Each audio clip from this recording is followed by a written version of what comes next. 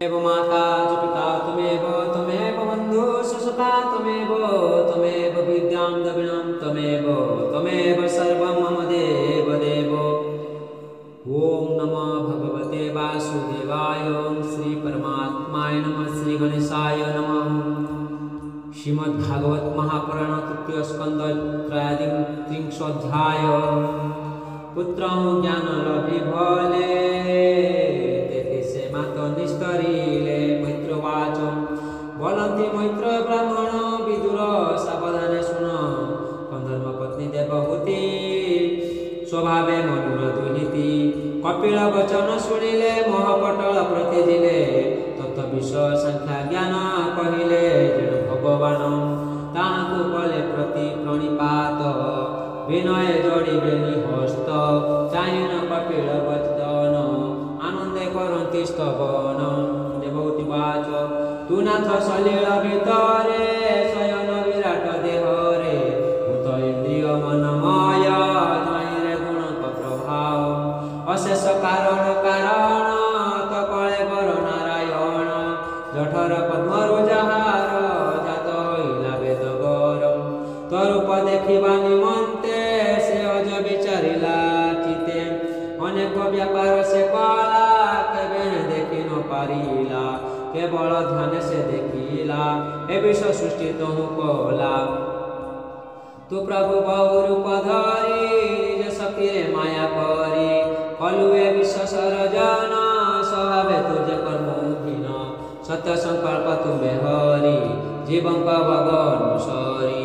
सृष्टादि करिछ विधान ए तुम्भ मायार अभियान। अनंत शक्ति ए तुम्भर तो माया के करु गोचर। प्रलय काले तुम्हे हरि ए विश्व उदरे संहरी। शयन पट पत्रे तर बाल मुकुंद रूप धर। चरण अंगुली बदने भरी शयन शिशु जेने। ए विश्व जाहार उदरे ताकु के मध्य जठरे। धैले बुझि न पारई केवल तो माया गोसाई। तु दुष्ट निबारिबा पाई साधु रक्षणे तोर देहि। एणु तुमर कळे बर अन्यथा कि कार्य तोहर। जेने कलादि रूप धरी धर्म स्थापन कल हरि। ए तत्व ज्ञान देवा पाई ए रूप धइल गोसाई। पुतार्थ तुमे मते कल पुत्र स्वरूपे प्रकाशिल। जानाम करिण श्रवण अथवा करि संकीर्तन। जाहाकु करि नमस्कार स्मरण करि नाम जार। चंडाल समयज्ञ हए जाति विचार भ्रांति न हे। जे प्राणी नयने देखिला से किबा पुथार्थ नहिला। एणु सुगति लभिली नयने तो रूप देखिली। चंडाल एणु श्रेष्ठ हेला जिनारे तो नाम ढोइला। जेणु तो नाम उच्चारिला सकल तपसे कला। होमादि कला वेद मंत्रे स्नान से कला नाना तीर्थे। तापरे नाही सदाचार तो नाम जिनारे जहार। समग्र वेद से पढ़िला जे तुम नाम उच्चारिला। तुम्हें जे परम पुमान तू ब्रह्म जगत जीवन। तुमको निश्चल मनरे जगी भागवती निरंतरे। गुण मान निज तेजे विनाश करिछ सहजे। तुम्हें कपिला वेद गर्भ तू विष्णु व्यापी अछु सर्व। बंदई तुमर चरण तबिनु न जानयान। मैत्रवाच बोलन्ति मैत्र गोसाई शुण विदुर मन देई। हेमते दिव्यास्तुति करी आनंद मने मद भरी। शुण हे विदुर तदन्ते जननी स्तवन करन्ते। से जे कपिल भगवान साक्षाते परम पुमान। गभीर वचन साधिरे पहिले जननी छामुरे। कपिल वाच भमात घेनम वचन महर वाक्य दिय मन। जे मार्ग भजन तो प्रकार कहिलु अग्रते तुम्भर। जेबे मार्गे तुम्हे जीव एकांते कृष्ण को लभिब। अचिरे लभिब मुक्ति पाइल निश्चल भक्ति। हे मार्गे श्रद्धा तुम्हे कर लभिब गोविंद पयर।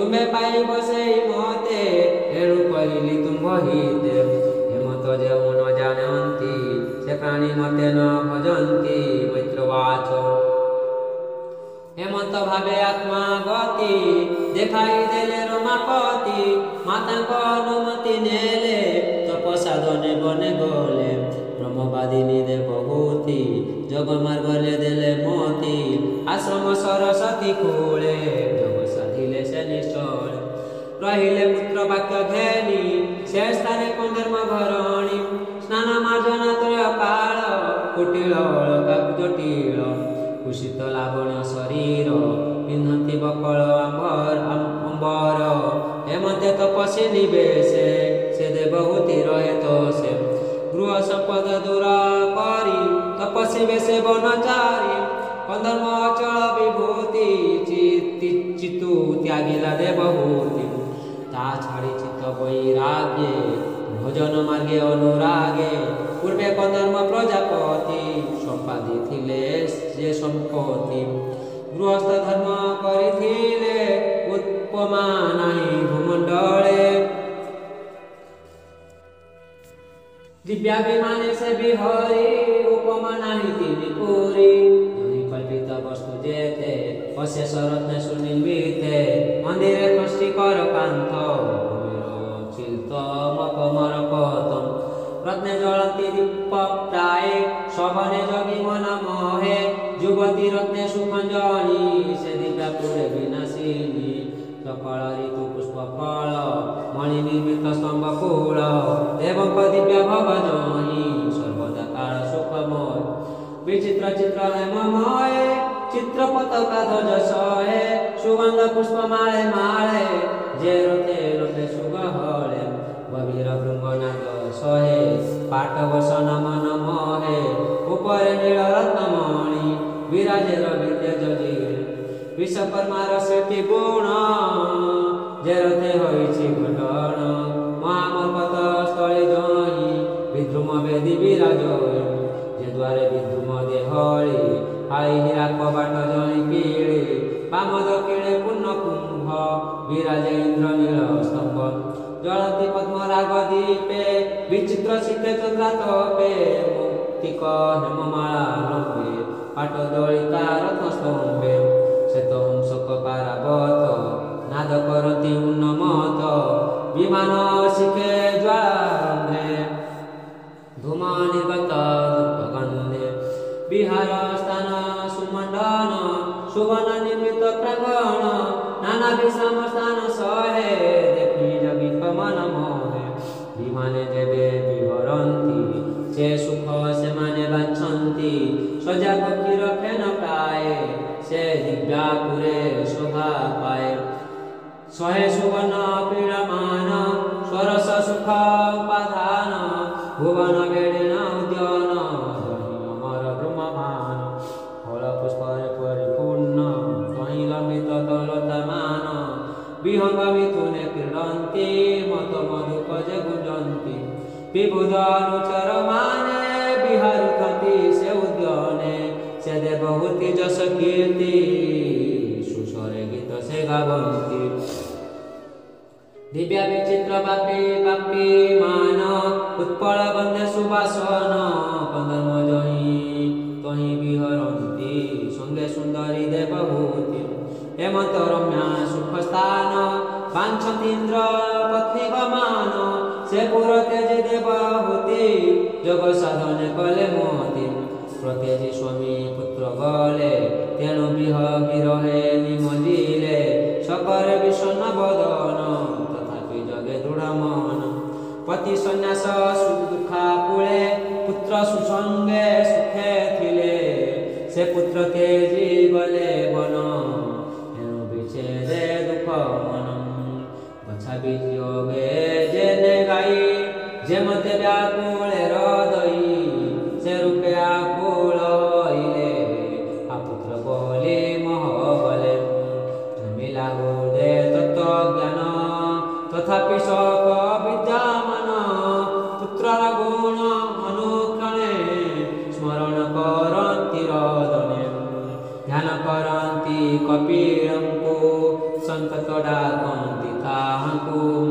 ସ୍ନେହ ଛାଡ଼ିଲା ଧନ ଘରେ, ଶୀତ ରହିଲା ପୁତ୍ର ଠାରେ। ମନକୁ କ୍ରମେ ସ୍ଥିର କଲେ, ନିଶ୍ଚଳେ ସୁଦୂରେ ବସିଲେ। ଯେ ଧ୍ୟାନ ପୁତ୍ର କହିଥିଲେ, ସେ ରୂପ ଚିତେ ଧ୍ୟାନ କଲେ। ବିଶୁଦ୍ଧ ହୋଇଅଛି ମନ, ତେଣୁ ନିଶ୍ଚଳ ରୂପେ ଧ୍ୟାନ। ଭକ୍ତି ଯୋଗରେ ଦୃଢ଼ ହେଲେ, ଶାସ୍ତ୍ର ବିଧିରେ ଆରାଧିଲେ। ବୈରାଗ୍ୟ ଭାବେ ତତ୍ତ୍ୱଜ୍ଞାନ, ତେଣୁ ଭାବନ୍ତି ଭଗବାନ। ଆତ୍ମାକୁ ସମାନ ଦେଖିଲେ, ଭାବିବୁ ଅନ୍ୟ ନ ଜାଣିଲେ। ଯେ ଆତ୍ମା ହଏ ବିଶ୍ୱମୁଖ, ବିନାଶ ମାୟା ଗୁଣ ଦୁଃଖ। ଏ ଜୀବ ଆଶ୍ରୟ ଯେ ବ୍ରହ୍ମ, ତହିଁ ରହିଲେ ମତି ଧ୍ୟାନ। ତାହାଙ୍କ ଗଲା ଜୀବ ଭାବ, ହଇଲା ଆତ୍ମା ତତ ଲାଭ। ସଂସାର ନିବର୍ତ୍ତିଲା, ତା ଗୁଣ ଭ୍ରମ ଦୂରେ ଗଲା। ଆପଣା ଦେହ ପାଶରିଲେ, ସେ ବ୍ରହ୍ମ ସ୍ୱରୂପେ ରହିଲେ। ଯେ ସନେ ସ୍ୱପ୍ନ ଦେଖୁଥିଲେ, ନିଦ୍ରା ପ୍ରବୋଧେ ନ ଦିଶିଲେ। ସେ ରୂପେ ଦେହ ପାଶରିଲେ, କେବଳ ବ୍ରହ୍ମଙ୍କୁ ଲଭିଲେ। ସେ ଦେବହୂତି ତପ ସ୍ନେତେ, ସେ ଶରୀର ମଳିନ ପ୍ରକାଶେ। ଅମର ଯୁବତୀ ସକଳେ, ଯେ ସଙ୍ଗ ଯେ ଅଙ୍ଗ ସମାର୍ଜୁନ ଥିଲେ। ସେ ଦେବ ମଳିନ ଦିଶିଲା, ତହିଁ ତା ପାଦର ନଜିଲା। ଯେଣୁ ତା ମନ ତାପ ଗଲା, ଏଣୁ ସେ ପୁରୁଷ ଯେ ନହିଲା। ସ୍ୱଧୂମ ପାବ କର ପ୍ରାୟ, ତେବେ ଅଙ୍ଗ ସଭା ପାଏ। ମନ ନିବେଶୀ ବାସୁଦେବେ, ବସି ରହିଲେ ସ୍ଥାଣୁ ଭାବେ। ଦେହ ହଇଲା ଯୋଗେ ଲୟ, ଆଗର କାହିଁ ଲଜା ଭୟ। ସୁକେଶ ବନ୍ଧନ ପିଟିଲା, ଅଙ୍ଗେ ବସନ ନ ରହିଲା। ପ୍ରାରବ୍ଧ କର୍ମ ଭୋଗ ଯାଏ, ଏ ଦେହ ବନ୍ଧ ମାତ୍ର ଥାଏ। ଏଣୁ ସେ ଦେହ ମାତ୍ର ଅଛି, ତା ପାଇଁ ନ ସ୍ମରନ୍ତି କିଛି। ଶୁଣ ହେବି ଦୂର ତଦନ୍ତେ, କପିଳ ଜଗର ଉପତେ। ଲଭିଲେ ଯେ ବ୍ରହ୍ମ ନିର୍ବାଣ, ଯେ ସନେ କଲେ ଜଳେ ଜଳ লীନ। ଶୁଣ ବିଦୁର ଯେଉଁ ସ୍ଥଳେ, ସେ ଦେବୀ ସୁଶୀଲ ବିଲେ। ସେ ସ୍ଥଳ ପୂର୍ଣ୍ଣ କ୍ଷେତ୍ର ହେଲା, ଭୁବନ ବିଦିତ ହଇଲା। ତା ନାମ ସିଦ୍ଧି ସିଦ୍ଧ ପଦ କହି, ସିଧେ ସୁସିଦ୍ଧ ଜହିଁ ହୋଇ। ସେ ଦେବହୂତି କଳେ ବର, ଜଗେ ସୁସିଦ୍ଧ ପୁଣ୍ୟତର। କୃଷ୍ଣ ଭାବନା ଧ୍ୟାନ ସ୍ମୃତେ, ଆନନ୍ଦ ଭକ୍ତି ଜଗଦିତେ। ସେ ଧ୍ୟାନ ମିଳିଲା, ନଦୀ ସ୍ୱରୂପେ ଗଲେ। ସେ ଧ୍ୟାନ ଶରୀର ମିଳାଇ, ନଦୀ ସ୍ୱରୂପେ ଗଲେ ବହି। ନଦୀଙ୍କ ଶ୍ରେଷ୍ଠ ସେ ହୋଇଲା, ସୁପୁଣ୍ୟ ତୀର୍ଥ ବୋଲାଇଲା। ଯାହାକୁ ସେ ବିସିଦ ମାନେ, ସିଦ୍ଧି ଲଭନ୍ତି ସେହୁ ସ୍ଥାନେ। ନାମ ତା ସିଦ୍ଧି ତା ହଇଲା, ସ୍ପରଶେ ପାପ ବିନାଶିଲା। ସେ ଯେ କପିଳ ମହାଯୋଗୀ, ବିଷୟ ହୋଇ ବୈରାଗୀ। ମାତାଙ୍କ ସ୍ନେହ ତ୍ୟାଗୀ ଗଲେ, ଈଶାନ୍ୟ ଦିଗେ ପ୍ରବେଶିଲେ। ସମୁଦ୍ର ତୀରେ ଘର ବନେ, ବସେ ନିର୍ମଳ ଜଗଧ୍ୟାନେ। ସମୁଦ୍ର ତାହାଙ୍କୁ ଦେଖିଲେ, ଆନନ୍ଦ ମନେ ପୂଜା କଲେ। ସେ ତାଙ୍କୁ ଦେଲେ ପୁଣି ସ୍ଥାନ, ତହିଁ ରହିଲେ ଭଗବାନ। ଜହିଁ ସକଳ ସୁରଗଣ, ସେବନ୍ତି ଯେ ଜାନି ଜଗଣ। ସିଦ୍ଧଚାରଣ ମୁନି ଜଣେ, ଗନ୍ଧର୍ବ ଅପସରା ଗଣେ। ସ୍ତୁତି କରନ୍ତି କପିଳଙ୍କୁ, ସଭଏ ନିତ୍ୟ ସେବିତାଙ୍କୁ।